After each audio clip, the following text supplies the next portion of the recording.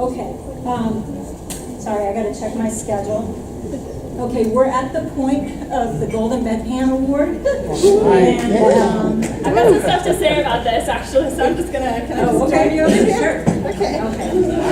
Let me just start out. Okay, it's been a lot of years, maybe 15 or so, since I have been the one to give the Golden Bedpan Award presentation. For people who are new to our dinner, the Golden Bedpan Award is the award that you do not want to get. It's like a raspberry award. It is a dishonor and a disgrace, and you really have to have earned it. This year, the person who has distinguished himself in disservice, specifically to his constituents, is Representative Rodney Davis.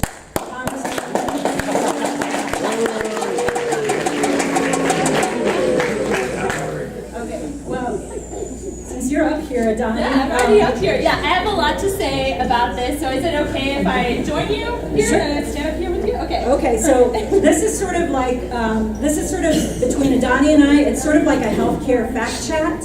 I don't know if y'all know, but Adani and I do these occasional videos called healthcare fact chats so that we can inform people what's happening in the world of healthcare policy. They're featured on our website and on Healthcare Consumers YouTube channel. And we did a lot of them in 2017 because of all the congressional Republicans' efforts to repeal the Affordable Care Act, dismantle the Medicaid program. Our critiques were not based on partisanship, although these were highly partisan efforts. Our critiques and our analyses are always based on healthcare policy and whether the legislative proposals would serve the interests of improving healthcare policies and people's lives. So sure, let's do a healthcare fact check. Perfect. Have you ever wondered why Representative Davis is just so bad on healthcare? I mean, he's just really, really, really bad over and over again. He's made decisions and cast votes that would have really hurt his constituents in this district. Why? Yeah, it's almost as if he doesn't understand healthcare policy or the effects that it has on his constituents. He says he has feelings and he says he cares about the people in the 13th district, but then his actions in Washington, D.C. reflect the opposite. It's almost like he has memorized talking points and has not thought out a comprehensive healthcare platform that would address the issues he has with the current healthcare system. But he does a lot of photo opportunities and he says words about healthcare. So what are his actual views on healthcare and what does he know about healthcare policy? He does have a lot of words. Big words. He has stated many times that he wants affordable insurance for families and that the ACA has failed to reduce costs. He believes that some parts of the ACA are worth keeping, like coverage for pre-existing conditions and keeping kids on their parents' plan until age 26. That's a little strange.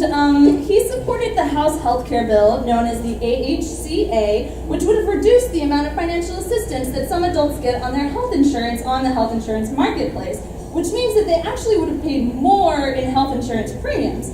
It also would have repealed the mandate to get insurance, which means that fewer people would join the plans, and it would drive up costs for everyone. Yep, Representative Davis has a funny way of showing his support for affordable health insurance.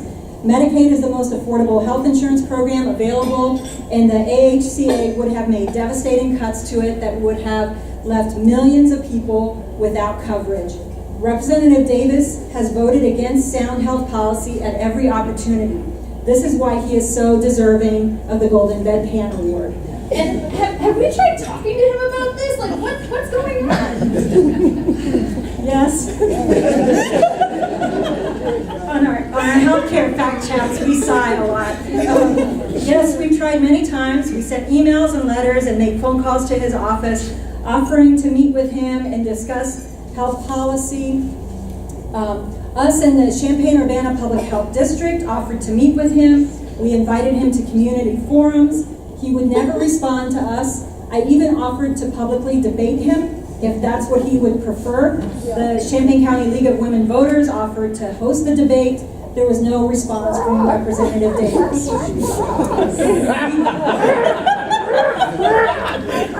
We joined with hundreds of his constituents to attend crowded office hours events where we waited in the hot sun.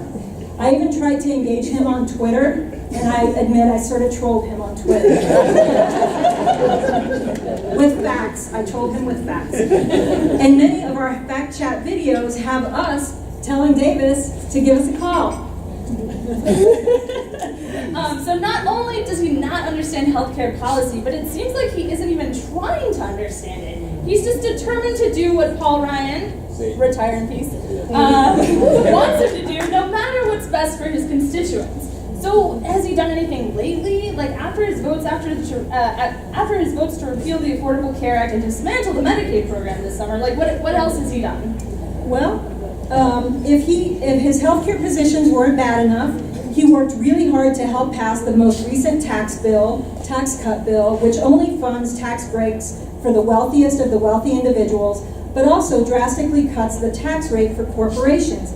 Because, you know, corporations are people too. Despite what Representative Davis says, the tax cut bill was not about helping the middle class. Under the bill, the top wealthiest 1% of Americans get about 34% of the benefit. The top 20% get about 70% of the benefit. Now, the top 10% own 73% of American net worth. And the Congressional Budget Office, the CBO, just came out with a report this week saying that the GOP's signature tax law that Representative Davis championed is projected to increase the national debt by $1.9 million between 2018 and 2028. Trillion, sorry. Yes. Trillion! That was a wishful fantasy, sorry. 1.9 trillion. In its 11-year estimate, the CBO estimated that interest payments would account for $582 billion of the $1.9 trillion total deficit increase. So now, Representative Davis and others are saying that because of the national debt, we're going to have to cut Medicare, Medicaid, and Social Security to make up for the increase in the deficit. Oh my God! So we are having to pay for this thing that he wanted to do. That is really, really, really bad healthcare policy.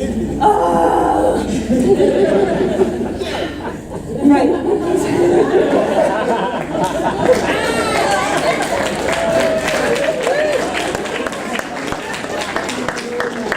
So now, for continuously voting to take people's health care away, reduce benefits, and kick people off Medicaid, and so much more, Representative Rodney Davis has really distinguished himself as a most deserving recipient of our Golden Bedpan Award.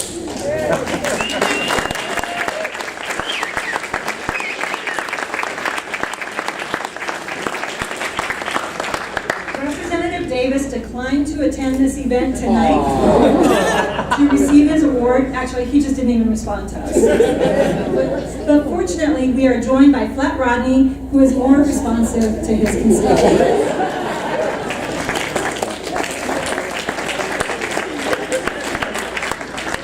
Don't get out of bed.